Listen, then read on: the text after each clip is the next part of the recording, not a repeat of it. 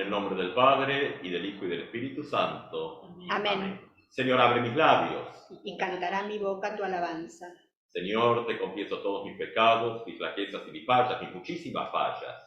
Vive con confianza, Dios ha perdonado todos tus pecados, tus flaquezas y tus fallas.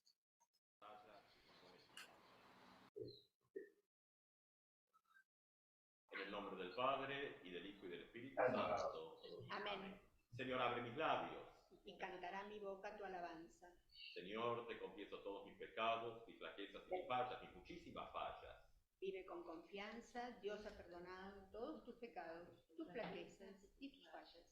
Gloria sea al Padre, y al Hijo, y al Espíritu Santo, como era al principio, es ahora y será siempre, por los siglos de los siglos. Amén.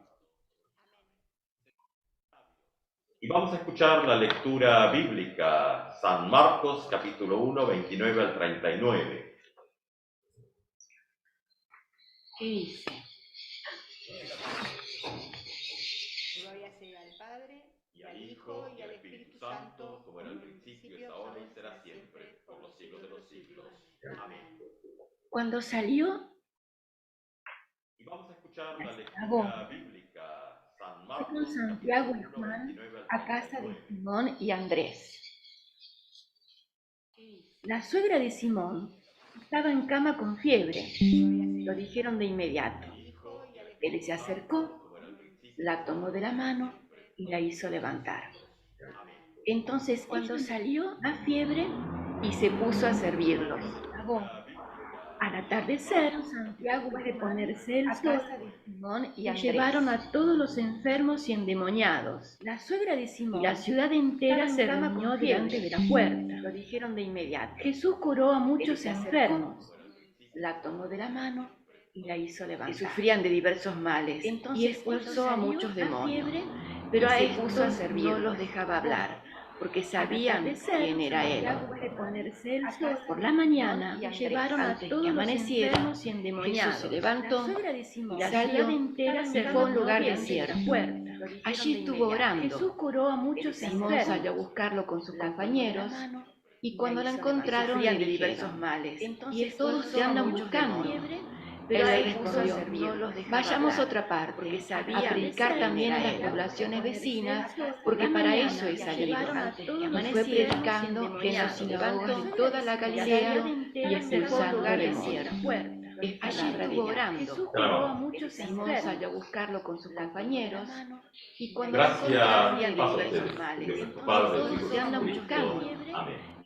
Bueno, estamos retomando en este quinto domingo, después de la fiesta de la Epifanía, el 6 de enero. Entonces, claro, hay algunos textos entre medio que en esto de tener un mes de veranito han quedado como por el camino. Este año el Evangelio según San Marcos es nuestro texto rector en el camino. Claro, ya estamos leyendo algo que viene de situaciones anteriores. Muy poquito porque estamos en el primer capítulo, pero bueno, uno pierde algo de esto. Tengamos en cuenta en esto de arrancar el año también que Marcos, aunque lo que es Nuevo Testamento en nuestras Biblias aparece en segundo lugar, para la tradición que tenemos el orden de los libros es Mateo, Marcos, Lucas, Juan, Hechos, sigue después las cartas y toda esa otra parte. Y claro, hasta hace relativamente poco, ¿no? 150 años, 200 años para atrás, recién Marcos cobra otro interés, porque para la tradición anterior, o sea, para la vieja tradición de la Iglesia, por eso Mateo está en primer lugar, Marcos se lo veía como un resumen medio hecho a los ponchazos del texto según San Mateo. No se le daba tanta importancia. Bueno, claro, cuando entra en aquella época, 150, un poquito más de años, esta nueva forma que aparece, entre comillas, un poco más científica, si quieren llamarlo de alguna manera, dudoso el término en cuanto a metodología, pero bueno, que es el estudio histórico crítico de los textos bíblicos, bueno, ahí empieza a parecer que en realidad el más antiguo probablemente es Marcos, y que tanto Mateo y Lucas escribieron usando la plantilla de Marcos, y no al revés como pensaron los antiguos lectores que veían a Mateo tal vez como el texto, Lucas también, depende, es decir, uno para un acá, otro un poco más acá, y Marcos como un resumencito. Claro, Marcos justamente lo que tiene de interesante es su antigüedad. Claro, cuando leemos, porque esto va a ser un tema para también acompañarnos en las reflexiones del año, cómo leemos la Biblia. Uno de los temas, bueno, el año pasado veíamos justamente con esto la cuestión de las relaciones y las tensiones entre fe y cultura, que fue un tema que apareció varias veces. Ahora, justamente al entrar en Marcos como un texto más antiguo, estas preguntas de, bueno, ¿cómo leemos? Porque lo que se busca en el texto, hay cosas que se quisieran encontrar que no las vamos a encontrar. No es un texto histórico en el sentido de que no es una crónica histórica, sino que es un relato. Y como leemos en el Evangelio según San Juan, es un relato para que sin haber tenido el contacto directo con la persona de Jesús en el ámbito histórico, con todas las discusiones que eso tiene, también la comunidad pueda creer en el futuro. Entonces, eso es lo que tenemos en este relato, y estamos leyendo uno muy primitivo, que tiene mucha de la tradición, aunque, bueno, después van a encontrar otros autores que lo discuten, pero mucha de la tradición de lo que se llama la tradición petrina, de Pedro. O sea, Pablo lo encontramos más para el lado lucano, libro de los Hechos, las cartas, pero hay relativamente poco después de Pedro, poquito nomás, pero Marcos es de alguna manera quien refleja esa comunidad en el mismo primer siglo. Claro, entonces ahora estamos mirando nuestro texto de hoy y haciéndonos preguntas, porque un texto como Marcos, que había quedado históricamente muy al costado, empieza a tener una relevancia sumamente interesante en esto de presentarnos a la persona de Jesús, el Cristo. Y Marcos, bueno, después vamos a ir viendo en el curso del año estas cuestiones internas que tienen. O sea, Marcos tiene algunos elementos que sostiene a través del texto que van a ir apareciendo. Y algunas aparecen como primeras pinceladas ahora.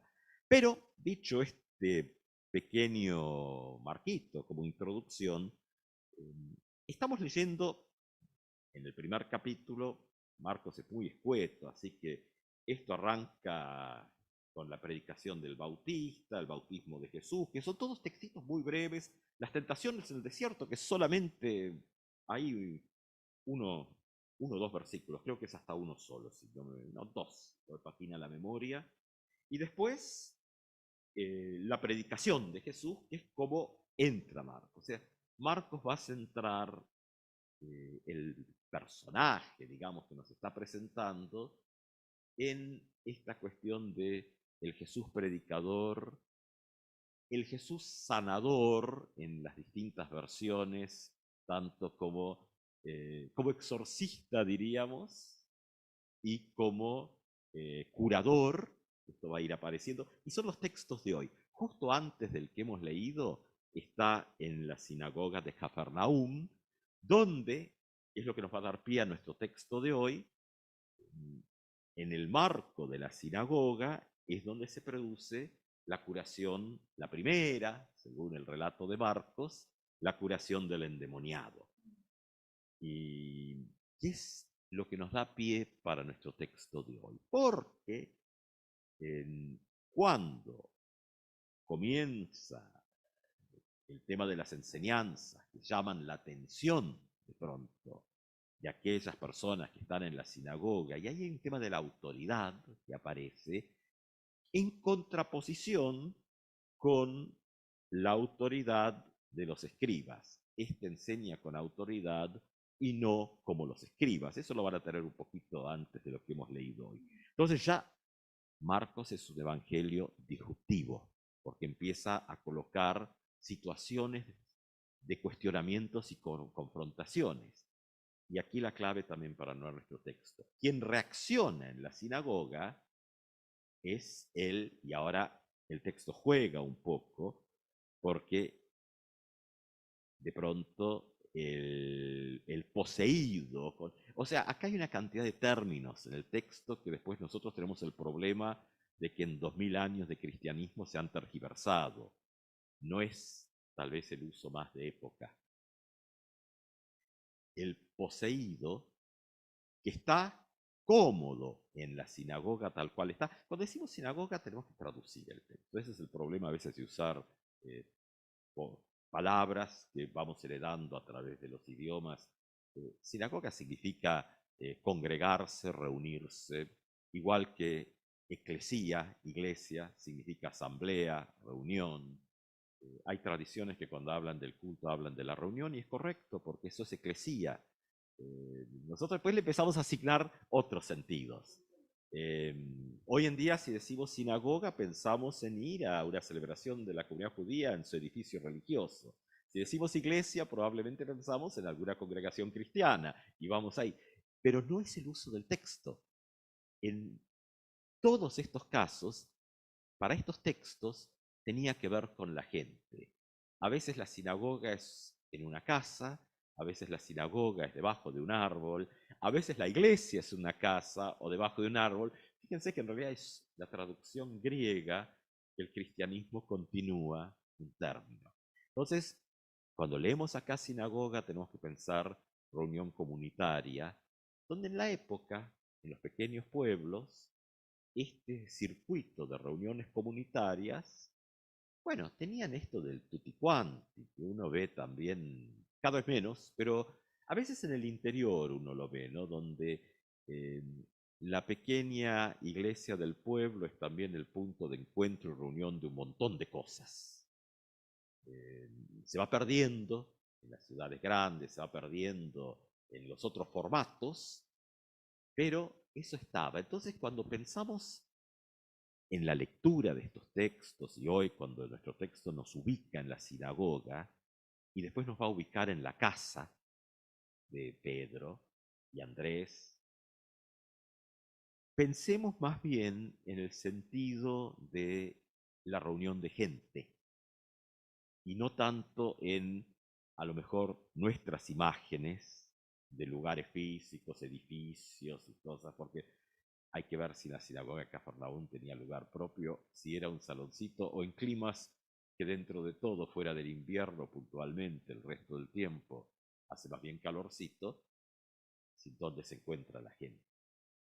Entonces, más bien, esto tiene que ver con lugares, pero no necesariamente tanto con edificios como lo podemos asociar hoy en día.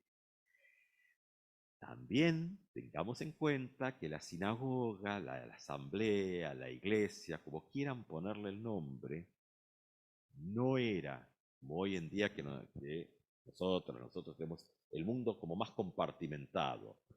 Lo social pasa por acá, lo político pasa por acá, lo económico pasa por acá, lo religioso. Cada cosa está como en una caja y muchas veces estas cajas parece que no tienen, sí tienen comunicación, por supuesto, pero no la vemos o preferimos no verla, ¿no? Entonces, asumimos que este tema es un tema únicamente de debates teológicos.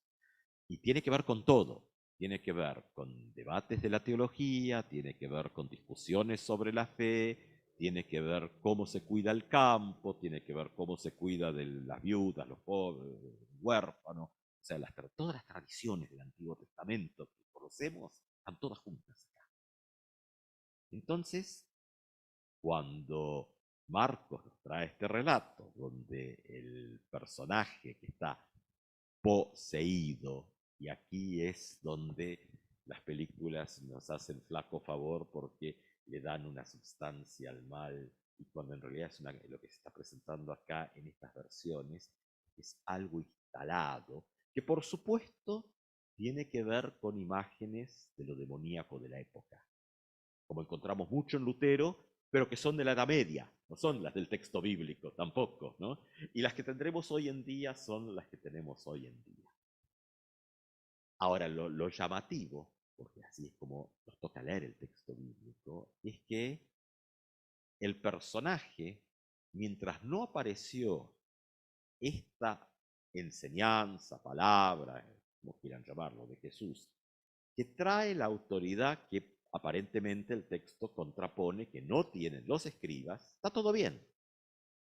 Pero de pronto hay una palabra disruptiva y quien reacciona es el poseído, el endemoniado, o después Jesús que termina hablando con el demonio mismo, cosa que en Marcos vamos a encontrar. El comportamiento de los demonios en Marcos es bastante particular también.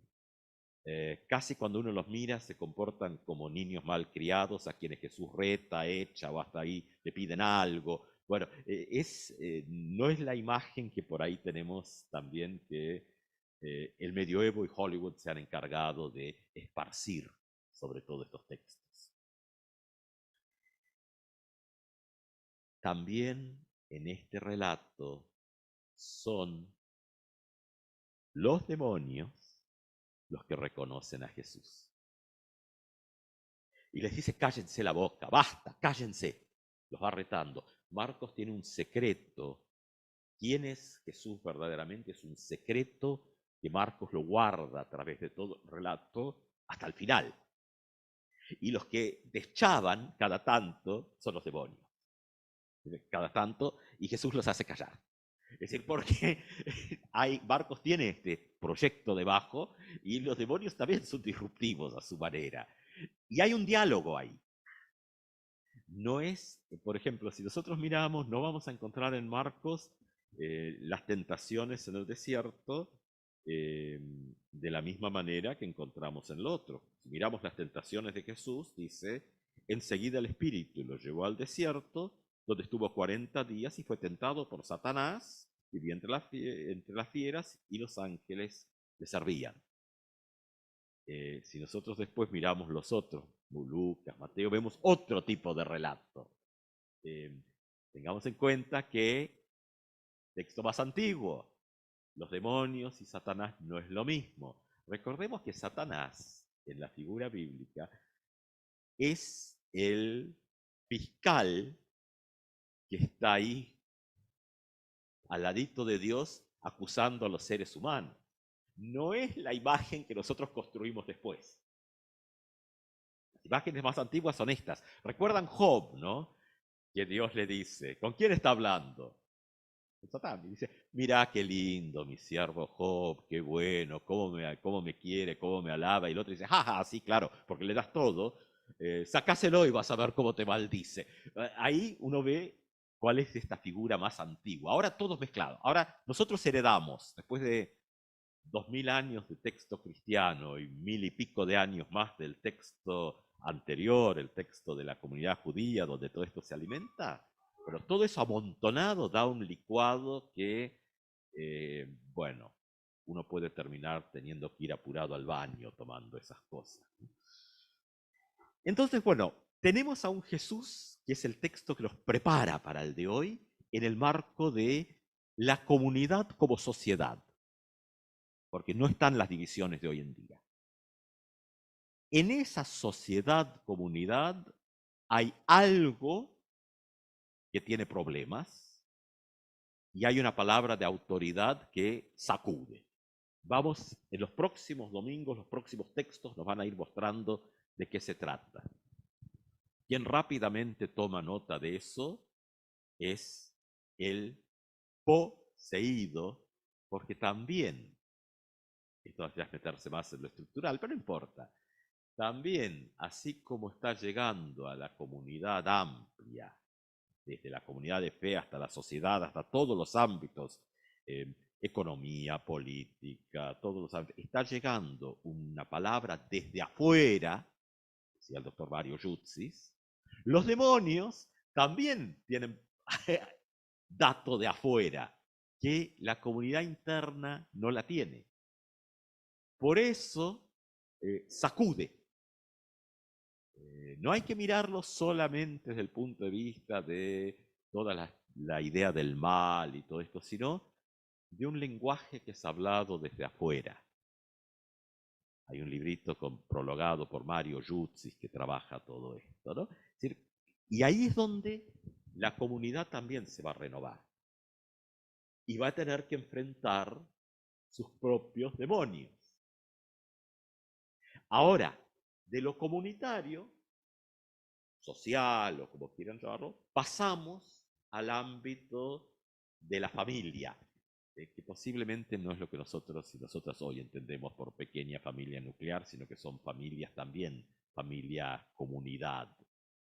No es casual que Lutero, cuando clasifica los ámbitos, dice que Dios ha creado 3 ámbitos. Entonces, la forma más antigua dice que para funcionar en el mundo y para cuidar la creación toda, porque no todas las personas son creyentes, Lutero dice eso, entonces dice, Dios ha establecido 3 ámbitos. Y de esos no se salva nadie. De esos hay que pasarlos todas y todas. Dice que son, en las formas más antiguas, Dios dice, bueno, el príncipe o el Estado, su mirada antigua, ¿no? Hoy diríamos sí, el Estado. Después dice, la familia.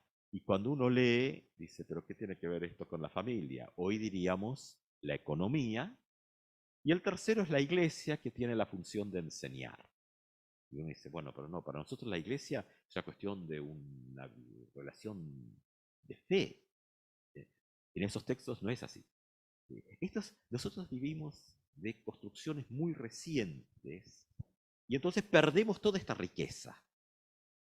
Entonces Jesús ha colocado una enseñanza que todavía no se ha desarrollado, que es disruptiva. Ha pegado un sacudón en lo religioso, en lo económico, en lo social, en todo. Quienes han tomado nota de esto son los que están cómodos en esa situación, que son los demonios, y empiezan a alterarse. Y Jesús, entonces, afuera, con esto. Escenario de hoy. La casa donde Jesús llega y no llega a curar, sino que cuando llega le cuentan que la suegra de Pedro está enferma. Marcos ha sido muy cuidadoso con preparar este escenario. No es que le piden a Jesús, bueno, ya que estás echando demonios, de paso venite y curame a mi suegra. Si uno hace una lectura muy malvada del texto es porque, bueno, claro, la suegra de Pedro es curada, inmediatamente se pone a laburar, a servirles la mesa. Y uno de los parámetros de hoy en día es decir, bueno, a ver, tal vez podrían ser un poquito más solidarios y todo el mundo dar una manito, ¿no? Pero claro, lo que pasa es que no podemos leer un texto de 2000 años con parámetros de hoy. Entonces, cuando se hace, es totalmente anacrónico y catastrófico, porque uno le está colocando su propia ideología al texto sin hacer una vuelta crítica. Está bien hacerlo, pero también hay que hacer la vuelta crítica a la ideología propia. Yo lo leo y me salta eso. Bueno, muchachos, a ver si le dan una mano a la pobre señora. Claro, acaba de levantarse una fiebre y a laburar ahí, a mantener los vagos ahí. Claro, pero eso es todo mi ideología con la que leo el texto. Entonces tengo que hacer un poco ese ejercicio de decir, bueno, crítica, diría la doctora Beatriz Melano Couch. Bueno, un poco de crítica hermenéutica, muchachos, decía en las clases. Es decir, cuando uno tiene que mirar por qué llegué a esto, ¿no? Y entonces decir, bueno, claro, uno puede mirar otras cosas del texto. La suegra de Pedro está en una situación donde ha perdido, por el tema de la enfermedad, su lugar social. Después podemos hacer lecturas de hoy en día donde seguramente los lugares sociales de las personas son otros. Pero entonces sí tenemos que leer cuáles son los lugares sociales de las personas hoy cuando eso se pierde hoy. Y no engancharme con la primera estupidez que se me ocurrió cuando leí el texto en la semana es, muchachos, va a darle una mano a la suegra de Pedro. La suegra de Pedro no quiere que le den una mano, porque le están quitando su lugar social. Así como pequeño relato divertido hace muchos años atrás en alguna parroquia por donde uno ha estado, nos hicieron la donación de un viejo Zanela, un lavavajillas. La familia que lo tenía compró una cosa más modernosa, este era así, tac, tac, tac, el dialde. Y bueno, sí, lavaba muy lindo. Entonces pusimos el lavavajillas. Y bueno, era un lugar donde había muchas tazas de té y café y todo, y yo contento con el lavavajillas. Las señoras del grupo de damas no estaban nada contentas porque no creían en esas cosas. No es el lavavajillas en sí, sino algo disruptivo que entra y cambia los escenarios, y entonces, si siempre lavé las tazas y eso se convierte en un ministerio, ¿qué pasa cuando aparece algo que me reemplaza? Hoy esas discusiones las tenemos con la inteligencia artificial, puestos de trabajo, robótica, esas mismas discusiones. Entonces, bueno, no seamos tan duros por ahí con los discípulos y con Jesús, y permitamos que la señora mayor, suegra de Pedro, tenga su lugar para la época honorífico de... ¿Saben que la palabra que usa el texto es muy linda? Porque dice, en general estos textos dicen se puso a servirles. Creo que esta forma más argentina dice servirlos, pero bueno, hay que decir servirles, usar el indirecto, porque si no, cuando en el campo se lee de la otra manera, eso quiere decir otra cosa, y mejor, bueno, digamos, usemos el indirecto, servirles. Un poco más alejado. Claro. Entonces, usa la palabra, en el texto griego dice que se puso a diácono, bueno, el declinado, ¿no? Pero a diaconar sería el verbo conjugado, ¿no? Es un verbo del sustantivo diaconía, diáconos. Entonces fíjense que esa palabra también la seguimos usando.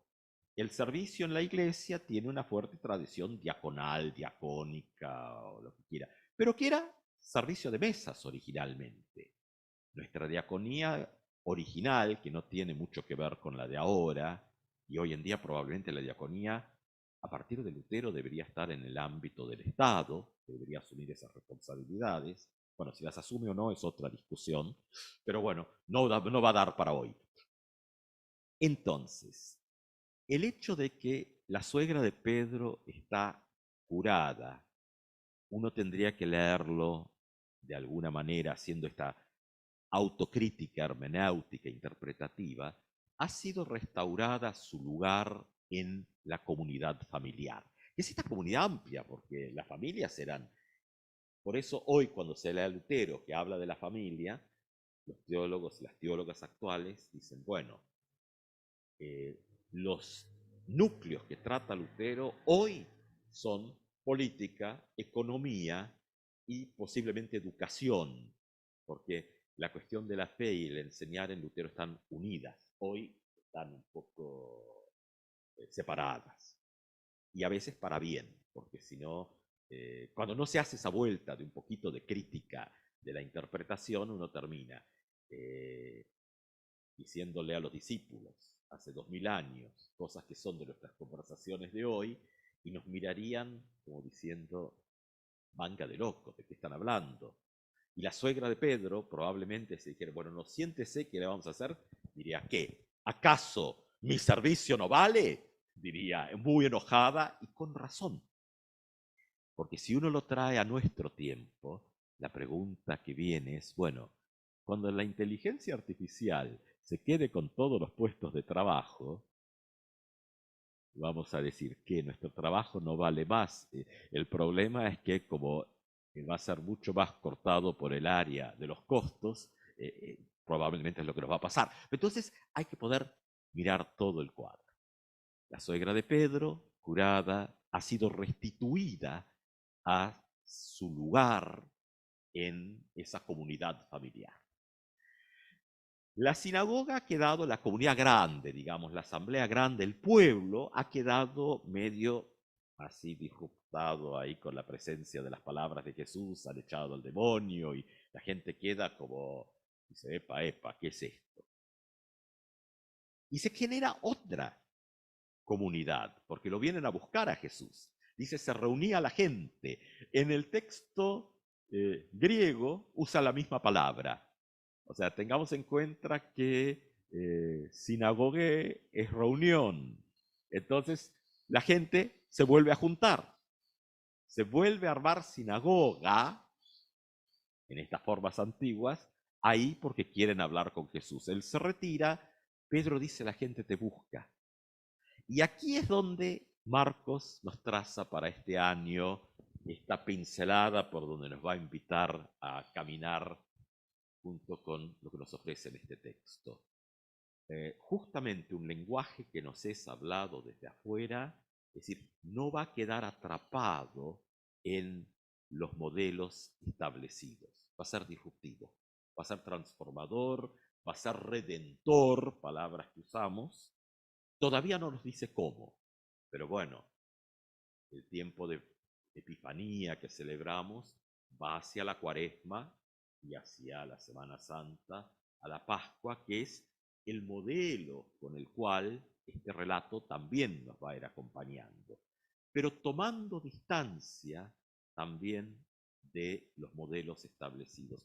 No rompe a la suegra de Pedro, la reincorpora, pero más adelante Jesús va a tener algunas palabras sobre los modelos opresores de familia también, que son lo que vamos a leer hoy en día. Entonces, la palabra que nos es hablada desde afuera, un poco en esto de lo que nos dejaba el pastor Calvo, en su libro de prédicas, postil, como se decía en alemán, los libros de prédicas, el título finalmente que quedó, que él trabajó mucho en encontrarle un nombre al libro, es La Palabra Anunciada.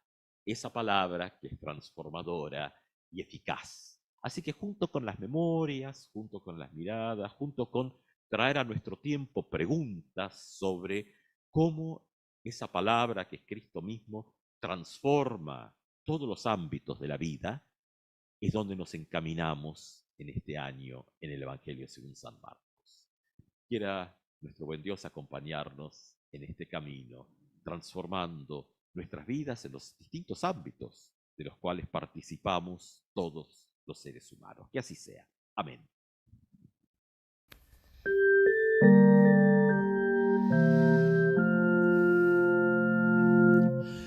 Bellas flores guarda el bulbo, la semilla un manzanal, el capullo nos promete mariposas a volar. En el frío y crudo invierno, primavera oculta está. Cuándo y dónde no sabemos, solo Dios nos lo dirá. Hay un canto en el silencio, melodía por brotar, nuevo día nos anuncia la más densa oscuridad. Del ayer viene el mañana, su misterio cuál será. Cuándo y dónde no sabemos, solo Dios nos lo dirá. Nuestro fin es el comienzo, nuestro tiempo infinidad. Hay fe latente en vivir eternidad. Al morir resucitamos, victoriosos al final. Cuándo y dónde no sabemos, solo Dios nos lo